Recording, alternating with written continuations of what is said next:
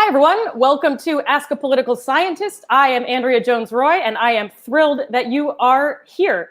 I am a political scientist by training, and I am also a comedian, and this show is all about using political science to better understand the world and also bring together the worlds of political science and comedy together at last. I know it's what we've all been asking for. So thank you so much for being here. We have an awesome show lined up for you. Those of you who've seen this show before know all about what political science is, but in case you do not, here is a quick introduction. Political science is a two-step process. Step one is use scientific methods to understand politics. Step two is then be totally ignored by policymakers, voters, and everybody else, including my own family. Until this show, and in particular, I do want to acknowledge that my family watches this show, and they are now effectively PhDs in political science as well, because I have subjected them to a lot. So the qualifying exam for your PhD will be over Thanksgiving, perhaps over Zoom, but that is what will happen. Today's show is all about racial sympathy and political action, and we're going to be unpacking both of those words in mere moments. Overall, the show's structure is I'm going to do a quick intro, I'm going to bring on our guests, and then we're going to have a conversation. Our conversation is going to loosely follow three big topics. The first topic, racial sympathy. The second topic, political action. I am not creative in my ordering. And finally, we are going to apply the research that we're talking about to current events. This is an interactive show, so throughout, you are encouraged to submit questions for our guests over the YouTube live stream. I will be checking that periodically and folding in questions as they come. You're also welcome to share things like what kinds of drinks you're having, because this show goes great with all alcohol of all kinds. I was going to say cocktails, but let's not limit ourselves. All right, so I'm going to introduce our political scientist guest, and then I'll bring her on and we'll have a little conversation about her work before we kick off into the interview.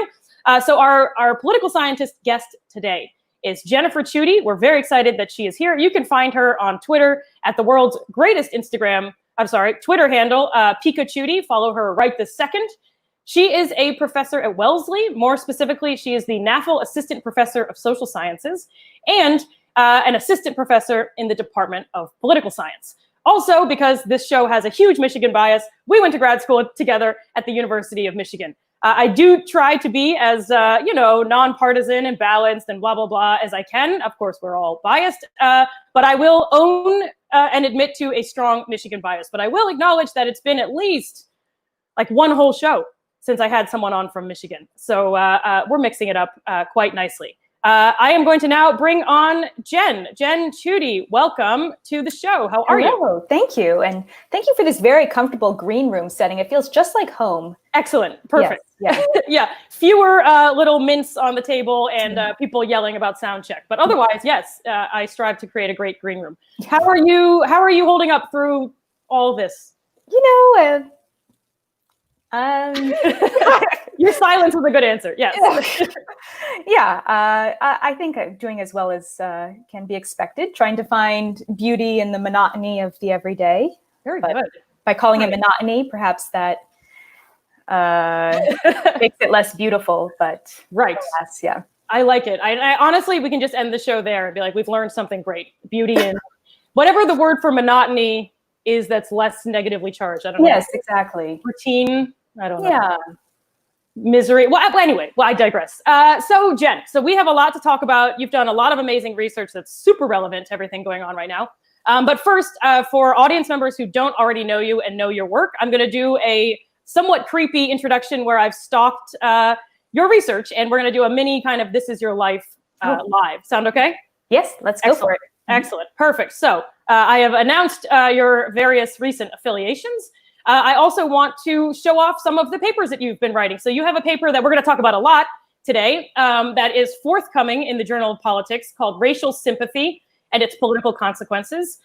Jen is also the author of a paper called Guilt by Association, White Collective Guilt in American Politics, also in the Journal of Politics. And actually, it's co-authored with a couple of other of our colleagues and friends from graduate school. So one thing I like to do, we're going to talk about conceptually what's going on in these papers in just a minute, but I wanted to share with our audiences who maybe don't make a habit of reading political science journals yet, to show off a little bit of your work and what actually is going on.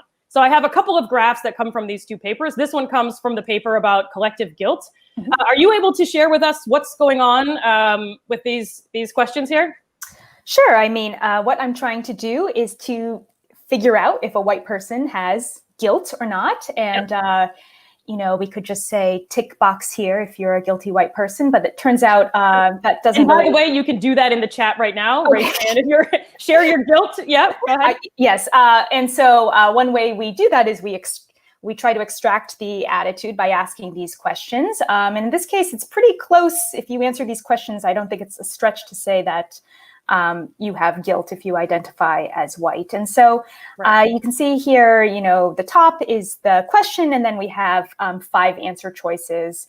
And what's interesting about these questions is in America, I think you're going to show the distribution. Most white people say they have no guilt whatsoever. But if we ask these questions, yes, so you see that big bar, that means a lot of people have lowest guilt. And you can see that the very small bar means that very few people have highest guilt.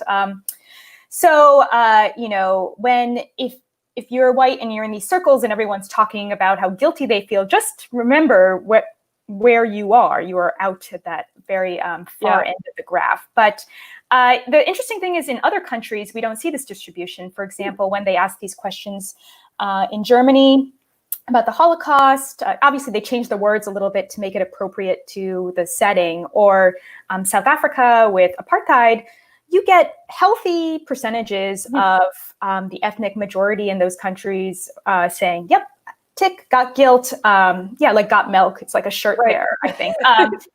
Shirt? I would get into that campaign. Yeah. The got guilt campaign for sure. But, you know, people think that because America is such an individualist society, there's a real sense of what I'm doing now is not related to what I did in the past. This sense of guilt doesn't really travel here like it does in other countries. And so for that reason, we see most white Americans would say they have the absolute lowest level of guilt that is scale. Shockingly low. Yes, 50%. You can see that bar goes up to basically half white people say. Yes. Not even a little, but basically like none. So yeah. I knew of your work when we were in grad school together, but I hadn't seen this particular chart until more recently, and it was eye-opening for me as well. Now, this took place a couple of years ago. Do you anticipate that this is changing now, or too soon to say? It's hard to say. I mean, I don't know if guilt will change. I mean, we'll talk about this related attitude, sympathy, which might be a little bit more responsive to what's going on. Guilt is really about people reflecting on their own role in a circumstance. And so to the extent in which you know, the murder of George Floyd makes white people think, what am I doing? Then maybe we might see some fluctuation about guilt. But I think the conversation about George Floyd has really been focused on Black suffering. So that doesn't actually require a white person to think about their own role necessarily in perpetuating that suffering. So this is another reason we see very low levels of guilt here, because guilt really involves some sort of internal acknowledgement of wrongdoing, whereas sympathy can be very much focused on, oh, it's so bad what's going on over there, la, la, la, la, la, like whipped coffee, like sourdough bread. How bad is it that I was like, those two things sound fantastic? But yes, the coffee and sourdough bread, for example. Yeah. So indeed, we're actually going to unpack racial sympathy a lot more, but I wondered if you could walk us through this visual as well before we dive into the interview, because it also was quite striking to me. Yes, look at all those dots. Okay, so when I started this project, it was around Obama's first election, and something he had even noticed, and he said this in the New Yorker, was, you know, there's some white people who didn't want to vote for me because I was Black, but there's some white people who really wanted to vote for me because I was Black. And that's a very interesting phenomenon that hadn't really been understood in political science. So I went to, you know, the people who study this stuff, our professors, our esteemed advisors. And I said, oh, this is kind of what I'm interested in. And they said, oh, all you have to do is look at low prejudice and you can kind of understand why people might vote for Obama, why white people might vote for Obama. They voted for Obama because they're low in prejudice. And I was always a little unsure about that interpretation, because if you're low in something, it doesn't necessarily mean you're the opposite. So like, for example, like if I am, let's say the concept I'm interested in is hunger. Okay, so one end of hunger is like I'm starving. Okay, so the other end isn't necessarily I'm full. It can just be like I don't have an appetite. So similarly with prejudice, if one end is prejudice, bigoted, discrimination, etc., the low end could be sympathy or guilt, or it could just be apathy. And so that's a long way of saying that I had to demonstrate that the thing I was interested in was not merely low prejudice, but actually the presence of another attitude. So on the y-axis, which is the up and down axis, for those of us who remember, I have this concept of racial sympathy, which I study. And on the x-axis, the horizontal axis, right, I have the racial resentment, which is a measure of prejudice. And if these concepts were just mirror images of each other, then we would expect everyone high on racial sympathy to be low in racial resentment. So just think about what the chart would look like, right? So high in sympathy, so up there. And then, but in fact, what we see actually is a very interesting thing, which is that we have a lot of folks who are high in racial sympathy. They're above, they're kind of tall on the, they're high on the chart, but they're also exhibiting some prejudice. So this is why it's important to separate these concepts, because even though, because first of all, they're not interchangeable, they're not opposites, but also it suggests that white people could have these sympathetic feelings towards Black people while still carrying prejudice towards Black people as a group. And so that's what this chart is attempting to display. So that's what my life was for a few years. Well, it sounds like it still very much is. And I would say that what you just described, so first we're going to talk more about how these are two distinct attitudes. And I just want to flag for those of you who don't follow Jen and Jen's work and others in this area, that's a very big deal to show that these are two different things as opposed to variations on one sliding scale as Jen described. I would also say that this is a scatter plot, now that you've walked us through it, that more or less explains, I think, my Instagram feed of people both showing support and also probably having a lot of work to do on their own let's say racial resentment, right? All right, so we're going to be diving into more of that, but thank you so much. And I think these visuals are really powerful, so I wanted to make sure to share them.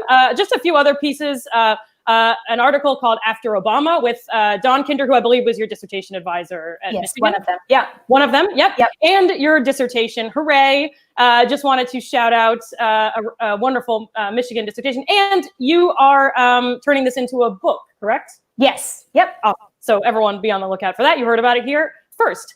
And Jen has been, her work has very rightly been the subject of a lot of recent media attention. Jen recently wrote a piece for the Washington Post all about this research, and we'll be talking more about it throughout the show, but you can absolutely sign on to the Washington Post Monkey Cage blog and have a look and read Jen's words directly. Your work has also been quoted multiple times. You've been quoted, your work has been cited in the New York Times, largely about, are these white faces showing up at protests and speaking out and all this kind of stuff, is it going to actually translate to anything, which we'll be talking about here as well. So Jen, we have tons to talk about of your work. We're so thrilled that you are here. We have one more person to bring to the conversation representing the view of all non-political scientists everywhere in the world. Are you ready to bring on our comedian guest? Let's do it. Hooray. All right. So welcoming to the show, we have the one and only Katie Hammond. Katie, how are you? Oh, well, I'm speaking for all non-political scientists. This is no correct. pressure. Yes. I'm great. I'm so glad to be here. Excellent. Well, we are thrilled to have you. And Katie, you are not spared my creepy internet stalking treatment. Are you okay with a little This Is Your Life as well? You know what? Here we go. All right, great. First, I want to congratulate you on your headshot being consistent with our show's color theme. So really appreciated that. Thank you so much. Katie is many things. I have known her for a long time, and she is awesome. She is an MC, she's an improviser, she's an actor, she is a trainer. You can follow her on Instagram at Katie Jane Days. She has taught, performed, trained all over the country at various well-known improv theaters, including the Pit here in New York City, the Second City, and the Magnet Theater, among many others.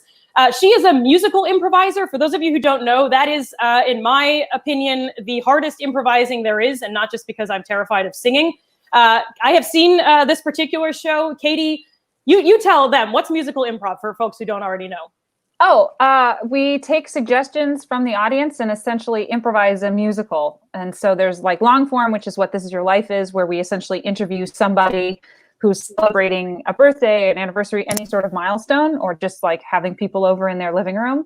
And we interview them about their life, and then we take all of the details that they shared with us and create a narrative musical of their life, but every major moment has a song. So we bring along a musician who improvises all the music, and then it's really, really wonderful. When and if we can do it again in the world, it will be a joy.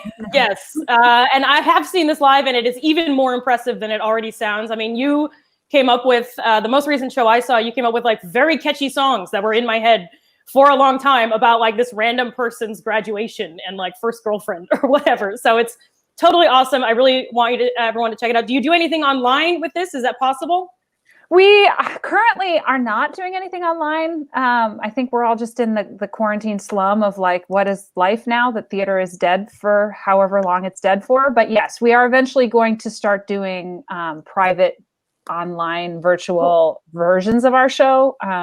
But it's complicated with the music because of the delay. So it's hard to sync up with the pianist and the guitarist. And anyway, yes, eventually we will be doing something. Awesome. But not currently. Yeah. Awesome. Well, it is fantastic. So please follow Katie and be on the lookout for that. It's so fantastic. And I was looking for photos from your live performances, and I found this one, and I was like, oh, I really like this photo. And I added it to this slideshow even before I realized that's my big dumb head in the foreground. Yeah. I was like, that's the show you were at, I think. Yeah, I eclipsed the entire show, but it was outstanding. And I truly picked this before I was in it, and then thought it was funny that I chose one that I was in, but it's an excellent show.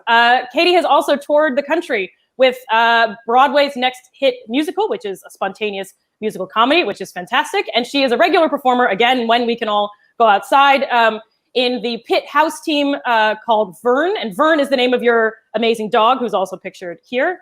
Yes. So she's indifferent to improv in general, but yes. It's good. Good. Well, she's welcome to make an appearance on the show. In addition to all of those things, so Katie and I met each other doing some corporate training where Katie does the training and I sit like a cog in a machine and do much less impressive things on the side. She has been the MC at the World Science Festival and does all kinds of corporate and group trainings on interview skills, feedback, team building, public speaking, improv, including for kids, teens, and private coaching. So she's an amazing instructor and facilitator and teacher. And you should all book her for those sorts of things as well when we can all go back inside. So that is Katie. Follow her, keep up with her goings on. She is awesome. And the other thing I just want to flag, and then I swear we're going to get to the conversation, is that when I put together this show, I booked Jen because I love Jen's work. I booked Katie because I think Katie is awesome and would be a great addition to this conversation. And that was before I even put it together because Jen, I knew you were very into singing, but right here on your faculty profile, you say, I love singing, walking, and watching plays and musicals. So we won't do it today, but maybe when we can sync up music, we will put together a political science musical. Yeah, right? well, you know, when I teach statistics and the big kind of exciting pieces, when we get to regression, I've just redone tradition from Fiddler on the Roof. So the chorus is regression, and then in that show, they go through the different members of the family as performing a different function in their Anatevka society. And I've repurposed that so it's the constant instead of the father and the alpha. And so yeah, That's it's amazing. And for the occasion, I'm drinking out of Stephen Sondheim mug because I was very proud to have the. Jen, that's amazing. If any of my professors in school, other than the art teachers, had sung at me, I think I would have been a lot better student. It just is such a nice way to learn, I think. Well, don't tell the Fiddler on the Roof people that I did that to their show. But I was going to say, I promised you both I wouldn't make you sing, but I was like, God, I really want to hear more of the song, but we actually might get shut down by YouTube's copyright. Okay. So you're spared. But that's fantastic. And so I didn't even put together that connection between you and the fact that Katie is originally from Michigan as well. So we're all connected.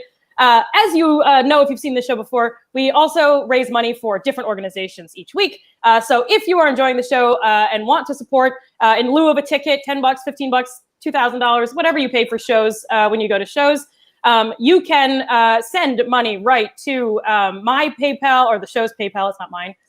Personally, it's also underneath in the comment section on the video, paypal.me/askaps. All donations this week are going to Fair Fight, which is the organization led by Stacey Abrams, to advocate for free and fair elections. And Jen, this was your suggestion. Do you do anything with this organization, or just, believe in voting rights? Unfortunately, just the latter. I believe in voting rights. Excellent. Yeah.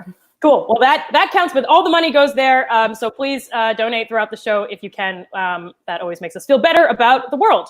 All right. Oh, God, more of that. Okay. So let's finally have this conversation. We're here to talk racial sympathy, political action, and current events. So, Jen, we started talking about racial sympathy and your work showing that it's not the same thing as the opposite of prejudice, right? Mm-hmm. But I'm curious if you could tell us, so what is your definition of racial sympathy?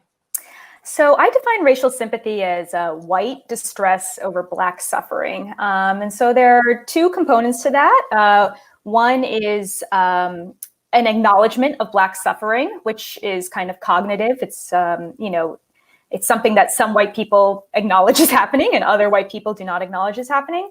And then, but there's really important emotional components. So even though a white person might be aware that there is Black suffering, they may go about their day not being moved by it, not being upset by it. But those folks who are the highest on racial sympathy are significantly distressed over Black suffering, which they perceive to be prevalent. So not just very explicit suffering, but they would see suffering in kind of everyday circumstances of African Americans as well. And what do you mean by distressed? Is it like we are thinking about it all the time on and on, or every now and again it occurs to me? Is it like a constant attitude that I just have? Or is it like wake up in the middle of the night, anxiety style? Or maybe all of the above? Yeah, it's more like because of certain experiences some white people had growing up, the types of education they received, the friends they had, the movies they saw, they are walking around life kind of prone to being sympathetic if they come across a stimulus that will evoke that sympathy. So as we know, most people live in very segregated neighborhoods, and their interactions are usually with folks of the same race. But for white people who are racially sympathetic, if they do get some exposure to racial inequality, that will kind of activate or trigger racial sympathy. And I don't think about it as much as the folks who are at the high end. Maybe they are thinking about it often, but what's more striking to me is how strong the emotional reaction is. So I've recently been interviewing some of these racial justice activists before George Floyd, and I had a few people just cry at me, just in recounting parts of their life, just tears. And and these are white people crying. Yes, so everyone I talk about is white. Okay. How do you feel about that when they cry? Because everything I'm reading, because I'm very white. I think I couldn't be any whiter. And I grew up in an all white school with all white neighbors. And I went to school in Ohio. So my college everybody was white. There was like one table of Black kids. And now I'm reading about all these things about like, don't bother me with your white lady tears. Mm-hmm. And I initially was like, oh, because I cry all the time. Like I just am a crier. But how do you feel about that? Not as like weird, but yeah. I cry all the time. Yeah. If you didn't give me lunch when you said you were giving me lunch, I'm going to cry. Yeah. But how, as a scientist, like when you're studying this, like how do you feel about that? The crying. It's quite complicated. Because most of my research I do through surveys where nobody sees me, I don't see them if they're crying. But as long as they get the survey done, like I don't care. And so, sorry. Any former survey takers who are now tuning in. But yeah, so a couple things I think about. One is I don't want to respond in a way that's going to then change the rest of their answers. But I also don't want to be like a heartless, machine who's like, next question, please. So I try to say something along the lines of that sounds very upsetting, let them compose themselves and then move on. But, I'm not their therapist. So I feel very uncomfortable if they're trying to like work through something. I'm just really interested in extracting their data and true scientist among us. Yes. I'm a monster. So So yeah, some of these interviews took place in person, and that was in some ways easier to kind of read the body language and see when people were composed. But because of the coronavirus, the last round of interviews I did were online, and it's hard to know if you've let enough time pass between the last tearful cough before you can move on to the next question. But I mean, that's one of the things about studying a topic that's so emotional. It evokes these strong feelings, and when the first person cried, I was like, oh, this is really, and then I was like, oh, now someone's crying, and it's like, it's like, oh, I discovered a new political attitude, racial attitude, etc., and now, I have to deal with it. It's a much more emotional one than I think a lot of the things that political scientists study, right? I mean, we spend a lot of time thinking about things like whether I identify with a particular party or my support for a particular policy or candidate or whatever. I mean, this has got to be one of the most emotionally charged. I mean, it's pretty emotional, but I think folks who study racial attitudes would say we often encounter a lot of emotions. So anger is the one that's usually most often associated with racial attitudes for good reason. There's a lot of research that suggests that, when white people get upset or when white people think about racial relations, kind of the anger voice is the one that's really loud in their heads. And fear has been shown to be really potent. If we think about some of the responses to 9/11 and things like that, there's emotions again. But what's interesting is usually when we think about sympathy, which is the emotion I'm most interested in, it doesn't necessarily seem like an emotion that would inspire action. Like if you think about when you're sad in other parts of your life, a lot of times you retreat, you go eat ice cream alone, or, just have some time where you're just lying low. And you just summarized my 2020 . So yes, this sounds very familiar. Yeah, that's saying it. Yes. But so what's interesting is that actually this sadness can be motivating, which makes it a little bit different. Anger, we can understand the mobilization kind of maps very neatly. Even fear, you want to be vigilant. But sadness, it's kind of interesting that these warm feelings, these sad feelings could actually translate into something that's active, like a political, a policy opinion or a type of behavior. So that's what makes it kind of distinct among the other emotions that we typically study in racial attitudes. And for those of you who haven't been watching this show since we started back in March, we actually had a couple of guests. We had Davin Phoenix on the show who went to school with us, and he studies anger and shows, in fact, that, please go back and watch the show. He'll do a better job of explaining than I, but shows that anger motivates white people to behave in ways that are different from how it motivates Black people to behave in politics. And we had another show with Shayna Gadarian and Bethany Albertson on the what happens with anxiety and how that might motivate action. But let's go straight here and go straight to action. So what are the actions that you're looking for when you're studying racial sympathy? Well, so it kind of depends if I'm looking at it in the general population or I've started this smaller study among activists. It's because I know it might seem crazy to most people who might watch this show, but most people do not protest. Most people do not sign petitions. I know, what world is she describing? I mean, the number of people who do that is often so low that if I have limited space on a survey that charges me per question, I don't even ask it because it's just a really tiny percentage of the population. And that's not because, people don't care or, people are lazy or, whatever. It's because it takes time and resources to commit to those kind of actions, and not everyone has those in equal supply. So in the general population, I'm usually not looking at outcomes related to protest or kind of more active expressions of sympathy, just because historically those numbers have been tiny. So usually what I'm looking at is there a relationship between white people who feel distress over Black suffering, which I measure with a bunch of questions, kind of like the ones you saw before, but a little bit different.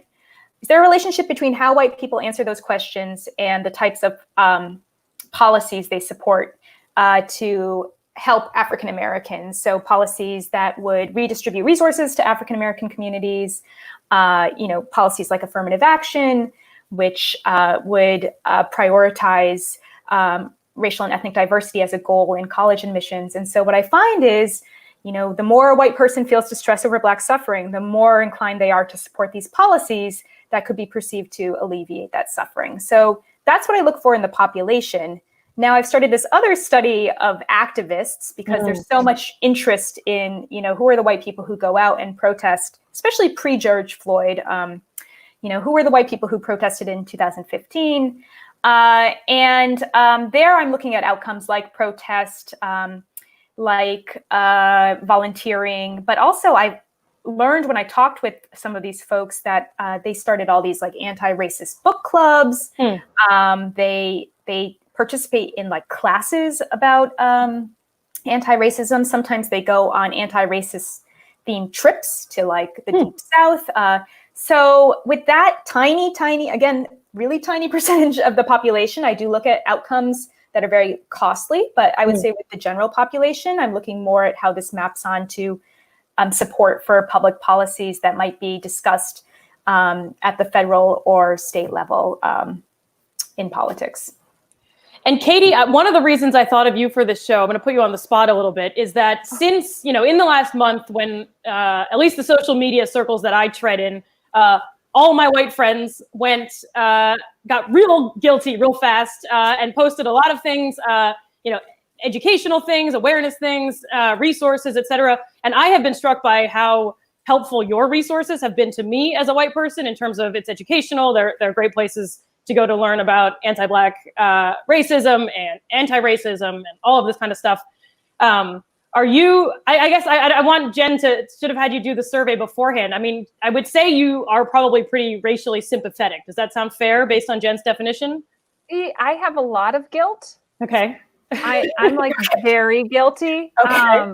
But yeah, I also was thinking that I think it would be really interesting to take that survey because I am someone who I would say my whole life have said, I'm a good person.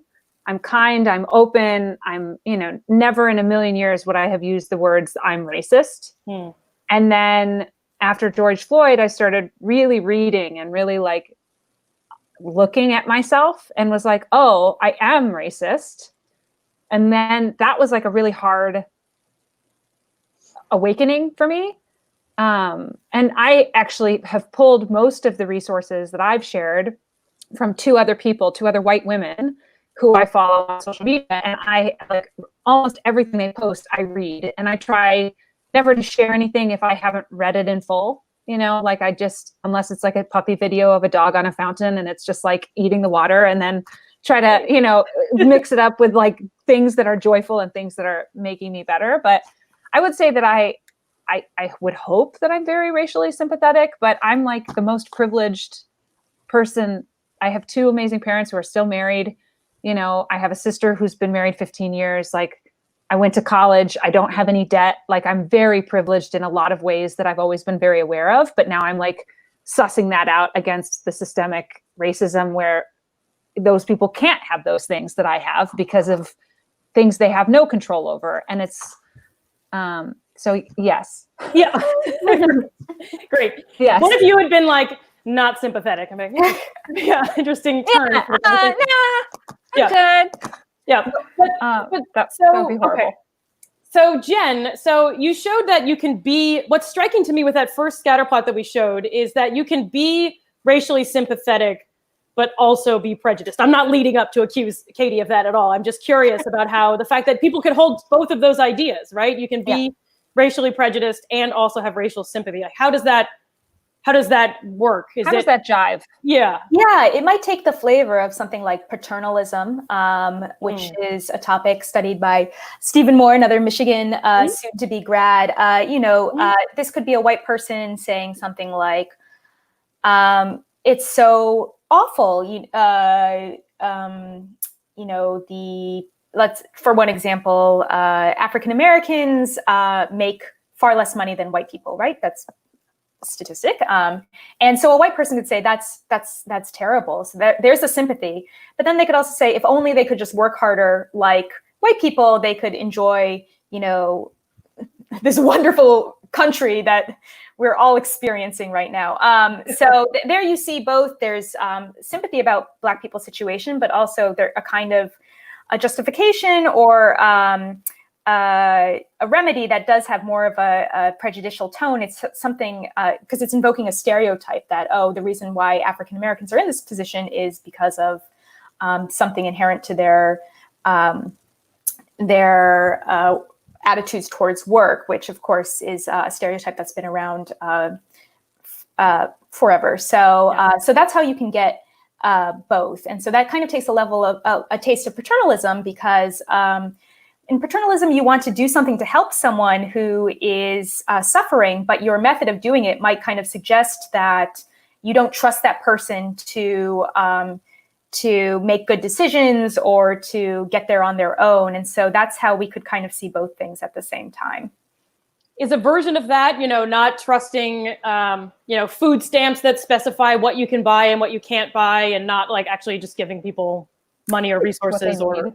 Yeah. I think the idea that we want to help you, but we know what's best is kind of a form of paternalism embodied by the food stamp. What about the other way? Can you be not prejudiced and not sympathetic? So I find very few people in that quadrant of just no attitude. Yeah, I mean, some people have looked at racial apathy. Yeah. So for example, after Hurricane Katrina, some researchers wanted to understand, when the rest of the United States looked at what was happening in New Orleans, what was their reaction? And so some people were really upset by what was happening. And then some people just didn't care. And so, but the problem with that kind of thing is just given the prominent role race has played in our country's history, not caring is basically tacit approval of systemic racism. So I think most folks are scoring on the high end of at least one of these indices, and very few are scoring on the low end of both. Mm-hmm. We have a comment and a question from Lily, who says, this is a little bit from before. The white lady tears, I believe, refer to their reaction to conversations about racism, especially when confronted with American racial history. So that strikes me as a likely source of tears during all those surveys and interviews that you were doing. And she also asks, is what you're describing with the paternalism something like white savior complex? Would that fall under that category? What exactly does white savior, people feel like they have to, is it just what a savior is? Sorry. I think so. Feel free to chime in. In my brain, I just read something about what being the white savior attitude. Okay. And honestly, I've never heard the term paternalism. I wrote it down. I'm taking notes. You guys are much smarter than me, so I'm taking notes. True.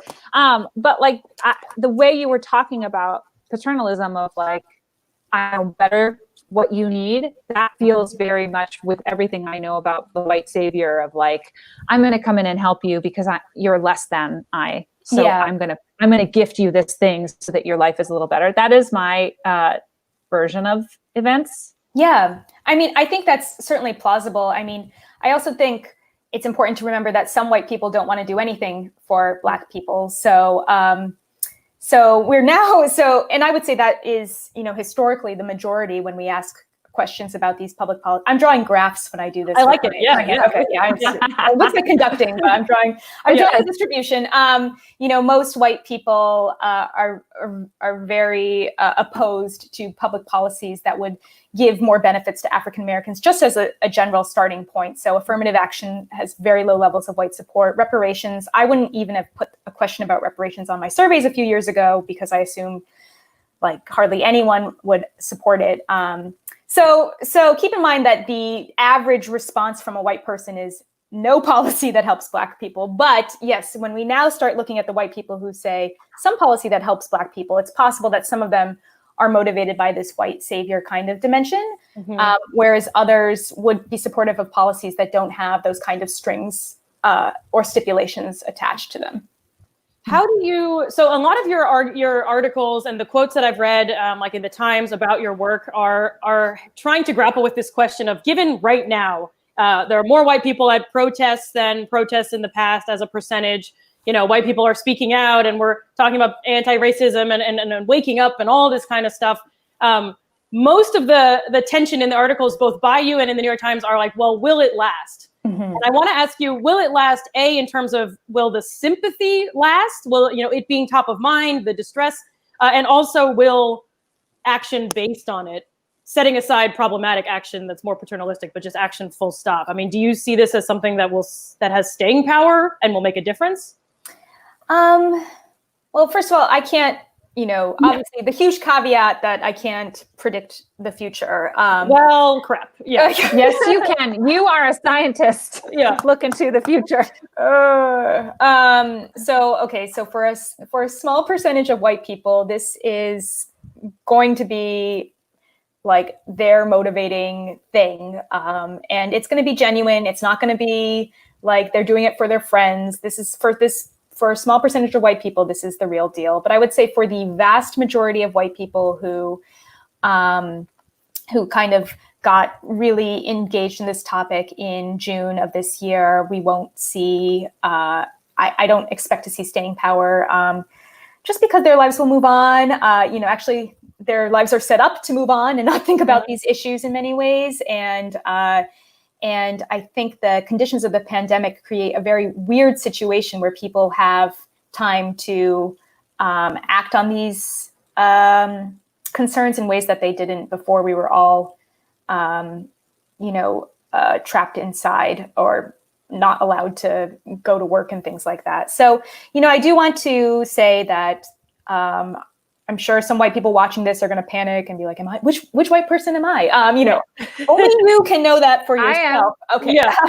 But I don't want to trivialize that there is a group that this is very important to them. This is really how the prism through which they understand politics. They're going to vote ahead thinking about these concerns. They're going to engage in politics thinking about these concerns. But I don't think that's the modal kind of expression that we will see among every white person who put up a black square in June. I think it'll be something more along the lines of return to a status quo. I mean, I would say, again, not to live off of Instagram, but Katie, you are among the few of my white friends who are continuing at least continue this conversation. Not that social media translates into action of any kind, but because I do see the trend going back to normal. And I'll stop comparing your survey work to Instagram now. Sorry about that. No. I've seen it on my own feed where I'm like, oh, I haven't posted anything about Breonna Taylor in a few days, and then it's so easy. I feel like, especially right now, there are so many terrible things happening that it's like, what are you talking about?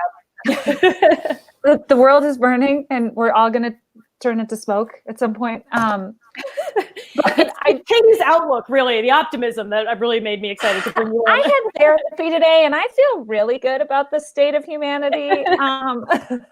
I just get so sad hearing you say it, because I know that you're right, because I'm seeing that already going down, and it just makes my guilt just goes right up. Right. We should have a guiltometer just for Katie. Yeah. So another question from our viewers. Thank you so much. This one comes from Ito, who, as usual on this show, anticipates where my own questions are going. Ito asks, are there strategies activists can employ to make this moment of mass engagement last longer? Great question. Yeah.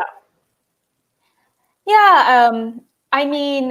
So this is based on the work I've done with the activists, the research I've done. What seems really important is that people get pulled into these movements in a meaningful way. So, just showing up at a protest is one thing, but showing up and then getting on a mailing list where you're now in connection and in community with other people who are doing this work constantly can help reinforce that its permanence. And so I guess what activists and organizers can do is just try to make these folks who show up out of curiosity or out of concern, convert them into more dedicated attendees. I don't know. I feel like as a scholar, I'm like the opposite of someone who has to forge connections and encourage action. So I don't know how to do that, but presumably. Does that mean scholars sit alone in rooms. Is that where you're going with that? Or I think so. As I was saying it, I started to feel sad about 2020 again. I mean, the idea is like, I've characterized this for some white people as a very fleeting moment. I even use the word, it could be a fad in the New York Times. And so if they want to transform that into something that's not a fad, they have to kind of get them into the institution of activism, onto lists, onto committees, some sort of more formal commitment to the cause, because without that, as I said, white people's lives are set up to allow them to escape these issues. And so it's very easy to just return to the world of, posting cocktail pictures on Instagram. And we've talked a lot about Instagram, which is a primary. But I think honestly, but in this world where we have no actual human interaction, I know Instagram and social media is all we have. Like, I've only really seen my husband for 4 months. Yeah. And so I think it's okay. As the speaker of the non-political science human beings of the day, it's fine.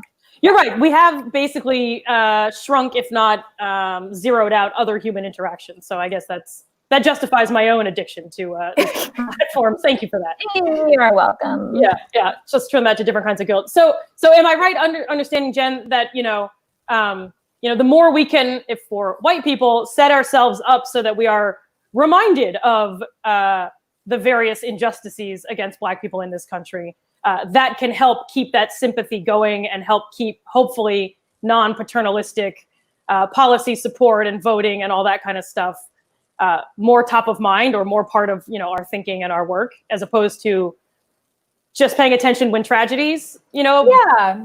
I mean, the theory is it's white distress over Black suffering that will translate into political behavior. So to the extent in which white people bring Black suffering to their thinking, to the consumption of social media, but also it can come through in like the books you choose to read, the podcasts you choose to listen to, the journalists you choose to follow, folks on Twitter who might be bringing attention to these issues. That will keep it more relevant. The problem with white people is they can opt out of all those things if they don't want to hear them. So that's why it can become kind of fickle, which is the importance of the organization thing. You'll have someone in an organization, hopefully you meet someone at these marches, you're making a connection, a personal kind of accountability, and then that might lead to more sustained action. I mean, and one thing too is the white people who have this sympathy, they have to see a corresponding action that goes with it. Otherwise it can just kind of be there. So you get white people, maybe they read a book that makes them really, they're crying, the racial sympathy is just pouring out. But if it doesn't occur to them how they can act on it, then that just, then that emotion is not as politically potent as it could be. And so this is, I think, the challenge for a lot of mainstream politics is, for so long, these outcomes haven't seen necessarily expressions of racial sympathy, or certain candidates are not necessarily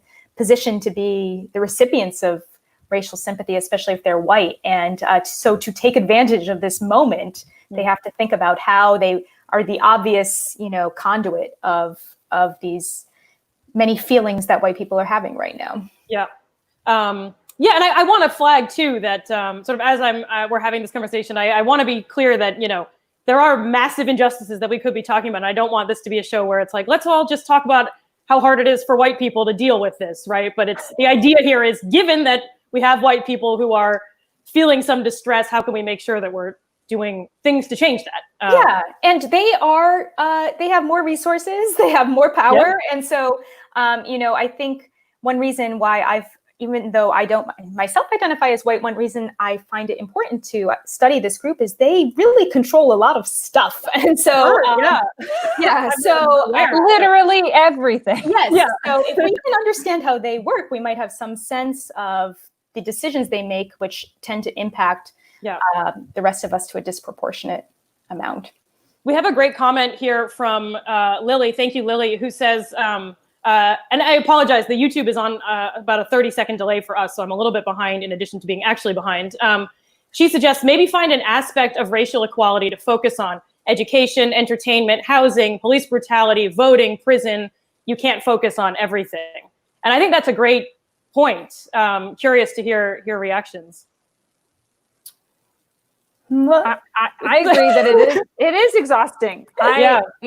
Fatigue is the word that keeps popping up of like, because if you haven't been awake, and then all of a sudden now you see it, for me, for example, for a lot of this stuff, it's like, I'm tired and I think it's what you said, Jen, is like, I don't have anywhere to put this energy and I just feel bad. And so that's very hard. But I think that's a great suggestion, is like focusing specifically on, one thing. So and for me, that thing is like educating myself across the board. So I have like actively been buying books and following new people on Instagram and Twitter and like, but I would love for it to be a trickle down a lot faster, but I don't, it just doesn't feel like that's possible. Yeah. Yeah, it's hard because I think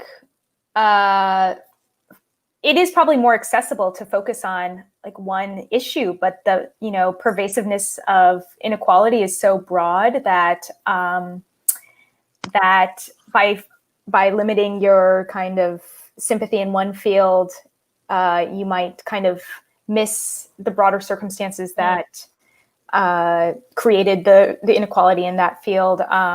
But I think one thing I wrote in my Washington Post piece is there was understandably a lot of sympathy around the murder of George Floyd.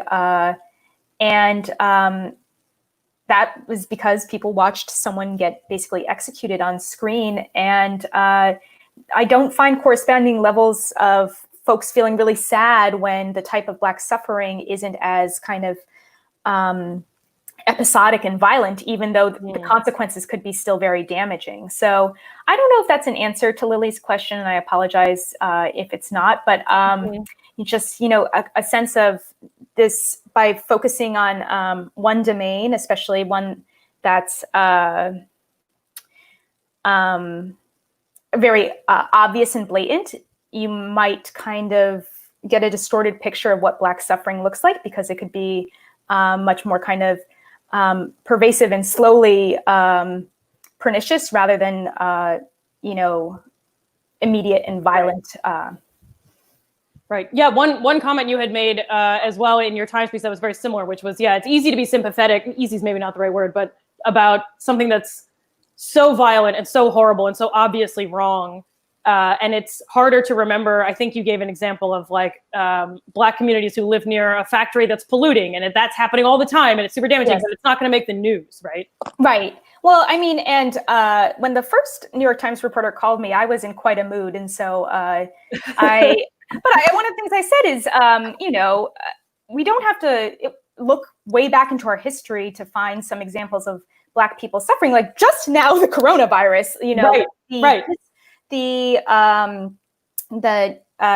different rates of both folks who are catching it and dying of it by race are just shocking. And so, why is that not bringing folks to the streets in equal way as this, horrible murder is something I yelled at her, but she was into it. We were like, I haven't talked to anyone in a long time. So when she called, I was like very excited to get some things off my chest. So. I'd like to read those notes if I could. But yeah, I think the broader point, and tying back to Lily's comment, it sounds like it's important to both be aware of the maybe not universality, but the myriad dimensions over which these injustices are taking place, and that they fold into one another, right? And then also, as far as activists, perhaps saying, I'm going to really focus my efforts on education or whatever, perhaps. Yes. A question here from Rob Roy, who is my father. Hey, Dad. Thanks for your question. He wants to know, how is gender reflected in your research? Where do women and men respectively land on your XY axes? Any difference? Or I love this question. Yeah. Okay. All right. No real difference. Really? So yeah, the differences I see are, so what predicts if you're racially sympathetic? If you're a Democrat, if you have higher levels of education, and if you want more government intervention. So, when I try to predict, are you racially sympathetic or not, I put a bunch of variables in the computer to tell me the answer to that. And, yes, gender might be important. If we cut the data, we might find that more women than men or women have higher racial sympathy scores than men. But basically, when we control for all these other reasons, like, oh, women are more likely to be Democrats, more likely to, then we find the effect of gender. And also, interestingly, age. I know there's a lot of conversation now. Oh, young people are really racially sympathetic. And yeah, they are, but they're also more likely to be educated. They're more likely to be Democrats. And so it's not the big divide you might expect. So one thing that it brings up is people often ask me about empathy, which is different. Empathy is being able to put yourself in the shoes of someone else. And it turns out most of us are horrible at that. I mean, people who we're very close to, we could be related to, we can't empathize with. And so there's a lot of chatter about, oh, is this empathizing? And I am very skeptical when I hear that, because actually especially these like activists I talk to, they are very clear. I cannot imagine what it's like to be Black. So that to me is no empathy. So I think what your dad's point maybe is suggesting is, the experience of being a woman is experience of being in a marginalized group. So we might expect that to map on, but the marginalization faced by white women is just so different than the racial marginalization that it's it doesn't seem to be something that can really tether white women to this attitude once you control for these other things. Right. Would some of those differences explain perhaps more white women being Democrats in the first place, or supporting government, a bigger role for government, maybe, or yeah, it's hard to know what comes first, right? Like, but if we think, traditionally the theory is that your party gets passed down to you from your parents, and so one thing, it could be the education thing. It could be maybe you pursue more education because you're curious about other groups. You're interested in developing a more tolerant understanding of the world. So it could be like that sympathy drives getting more education. So it could be kind of the arrows going both ways, but don't find that when I take these other things into account, gender is especially important. Lily is asking, what about, oh, sorry, go ahead. I just was going to say, I find that equally hopeful and awful. That I can't decide, where I'm like, well, at least we're, everybody's feeling the same, but that's also really depressing. Anyway, that was. We have questions are from Lily. What about religious beliefs or certain regions of the U.S.? If you're splicing along those things as well. So with the population level studies, I didn't have, one of the sad things about being me is that we're here. Tell us. Okay. Now I'm going to cry at you. Some of the sad things about this kind of research is I have to do what I can with the variables that are present. So I don't, in some of my surveys, have a variable about what religion folks identify as. I do have a variable about church attendance, which obviously is not great because in some faiths that might indicate high religiosity, but in others it might not. But I do find that in general, as church attendance goes up, racial sympathy is going down. But what would be interesting to see is different sects, kind of how they might map on to these beliefs. And what was the second one? Oh, regions. I find it doesn't really make any difference when I look at different regions of the United States. So when I interview these activists, though, and I let them tell me their life stories, actually a lot of the white activists that I've interviewed, who mostly reside in the New England area, do have a Jewish background, and they really reference that as being fundamental in how they think about these issues. And there I do get a taste of kind of empathy, because they'll say things like, in my family, we talked about things like the Holocaust, and so it wasn't hard for me to imagine how these kind of attitudes can turn ugly very fast. And so again, that's a tiny activist group that I interviewed, so I don't know if that extrapolates to the population as a whole, but that to me did suggest there might be some relationship between religion, or at least Judaism, and expression of racial sympathy. I want to ask, we're nearing the end of our time together, but I want to make sure we get to this piece. So we're talking about the white-black dichotomy. Yes. Do you study in your work or have you given thought to other racial groups? So, for example, non-white, non-black people of color thinking about black communities, or white people thinking about non-black people of color, et cetera. Does it operate across groups in that way? Yeah, not as neatly as we would think. So it's not the case that folks who are racially sympathetic are just generally pro-immigrant rights or pro, rights for LGBTQ folks or pro-women's rights. I mean, because insofar as they're Democrats and Democrats support those issues, they are more predisposed to be supportive of them rather than oppositional. But I really find a special salience between how this white distress over Black suffering in particular really maps neatly onto these outcomes that impact Black people. And it basically, white distress over Black suffering does not in turn map into support for tighter controls at the border or support for gay marriage. There's something very unique about how white people think about Black people compared to other marginalized groups in society. So in that respect, the concept is really precise in that I'm just measuring white attitudes towards Black people. But, it's possible that non-white, non-Black people could have distress over Black suffering.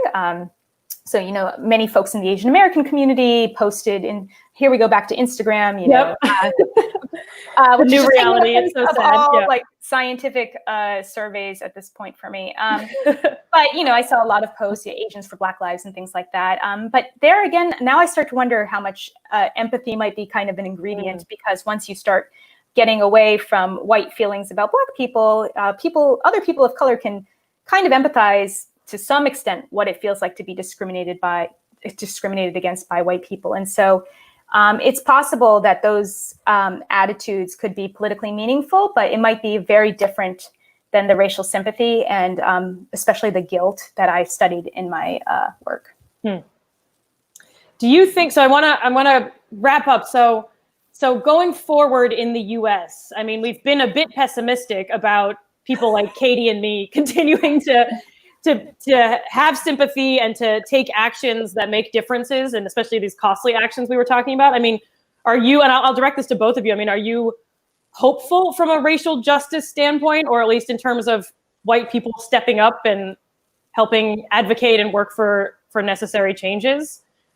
or not? I mean, I will be the good news. Okay, great. I have very little hope about most things. Right. Okay. But I do have, the world is on fire and we're all doomed. But I do have hope, because my circle of people who's talking about this and who is reading the books that I'm reading, listening to the podcast that I'm listening to, they are people who I would say their whole lives have been like, I'm a good person, and then have had that wake up moment of, oh, I still can be racist even if I lived a life of a good person. And, I can think of like 10 people right now who are having these conversations and like doing the work at home, and they may not be posting about it on Facebook or whatever, but like they're reading these books and they're having these conversations. And I'm talking to my parents who are 75, live in Florida, live in Michigan, like very conservative, wonderful Democrats, but they, I'm having these conversations with my parents and they're open to having these conversations with me. So it's like, I have a little bit of hope in that regard, that it's probably a far too small of a step, but we are taking a step forward. And for me personally, like, I'm very aware and I'm very guilty, and that's not going to go away at all. So I have a little hope is my answer. We so rarely end this show with any hope at all. I am thrilled. Like, no matter the topic, that's not unique to racism, though it's very much usually the tone when we think about racism. Okay, Jen, your thoughts? Hopeful, not hopeful? Oh, well, so I'll start with, I'll end with the hope, because that's because I think that's in keeping with the what you just suggested. So on balance, I would say I'm not terribly hopeful, just because I think absent some major legislative change, I want to see everything kind of institutionalized. And it's hard to know how that's going to happen given current political world. And I think, as both of you have noted, it seems like in many respects, the world has moved on. It's no longer a front page story. And so come November, when folks have an opportunity to make decisions based on these emotions, I don't know how much it'll remain at the forefront of their minds, especially with typical campaigning being just so, I assume, gross. Yeah. A technical term. Yes, indeed. Yeah. Okay. So now for more hopeful stuff, in interviewing these white racial activists, a lot of them talked about how they found their first involvement in protests following the murder of Michael Brown and Freddie Gray. And so I know that these, and here they are, that was 2015 and now it's 2020. And here they are 5 years later, still committed. So I know that folks who get drawn in these moments, based on this tiny group that I've studied, that can have the potential to connect them to more lasting engagement. So the question will just be, we saw this record number of protesters come out, and I don't really know how to interpret that. On the one hand, I know a bunch of people didn't go out because of the coronavirus, so maybe the number was lower than it might have been otherwise. But then also a lot of people went out because they had no jobs to go to, so maybe the number is high. So I don't really know how to interpret the number, but it is possible that for those folks who got their first taste of these, that makes it sound so trivial, but who got their first awareness of these issues through these protests, it is possible that they could start a lifelong, or at least a more enduring commitment to these issues as a result of this recent engagement. So we'll see. I hope. Yeah, I hope. Yeah, We'll see. Yeah, this is code for white people. Don't mess this up for all of us. But yeah. So I do think, not to be like, self-congratulatory, but I do think it's, and not even, it may be more self-hatred here, which is to say, like, Katie, for example, you and I have known each other for many years. You and I have never spoken about racism, ever. Never. I can't fathom that it would have come up in our interactions. So the fact that we're having this conversation, hopefully, is reason for hope, but I would put it also on me and on you and on other white folks to actually make sure we keep it in our minds and keep educating ourselves and keep taking actions. And if we had another hour, I would dive more into how do we make sure our actions aren't falling under this white savior, paternalistic side of things. And so, maybe more empowering actions, and we can leave that there until part 2 of all of this. So I do want to be sensitive to everyone's time. We are past the end time, as is our way on this show. Thank you both so much for joining us. For everyone who watched, where can they find you and keep up with your writings and thinkings and postings and everything else? Katie, let's start with you. Where can people find you? On Instagram. Yes. Katie Jane _days is my Instagram handle. And then, I have no real writings or musings of anything important, but that's where I post most stuff. Yeah. So, and Katie is really doing a great job of sharing and posting really thought-provoking things for me. So maybe this is a couple of white people getting educated by other white people, but they're really fantastic. Tiny bits of hope. Yes, teeny tiny bits of hope. Jen, what about you? Where can people keep up with your goings on? Yes, I have the very professional Twitter handle of Tuti, which I love it. Was my high school instant messenger screen name, and I was convinced to make it my Twitter handle in a moment in graduate school when Twitter was explained to me as a fun thing, not my lifeline to journalists and other academics. So, so now that's me. Excellent. Yeah. Excellent. Yes. Well, please keep up with both Katie and Jen. They post both excellent and thought-provoking things, and also really fun things throughout as well. And next time on the show, when we talk about how to make sure our actions are not paternalistic, I will also probably insist on figuring out how we can get an accompanist so we can have you both sing and really make everything super weird. Last but not least, Yes. Last but not least, those of you who have donated, thank you so much. All donations this week go to Fair Fight, fighting for the opportunity for everyone to be able to vote. That's super important and related to a lot of what we're talking about here. You can send any amount over to this PayPal address, and it will be donated tomorrow to Fair Fight, and there I cover all fees and all that kind of stuff. So please do that. And we are continuing the show through the end of July. You can go to askaps.eventbrite.com for our schedule of the upcoming shows. We're taking August off because I'm gonna die if I keep doing this. That's extreme. Whatever. We'll go through July, and then we'll pick back up in the fall as we head into the election. And then I think after the election, I'm never going to talk about political science again. That is what I think is going to happen, except for racial justice. I'll be talking about that. All right, that is our show for tonight. Thank you again to Jen and Katie for joining us. Thank you to you for watching, and good night.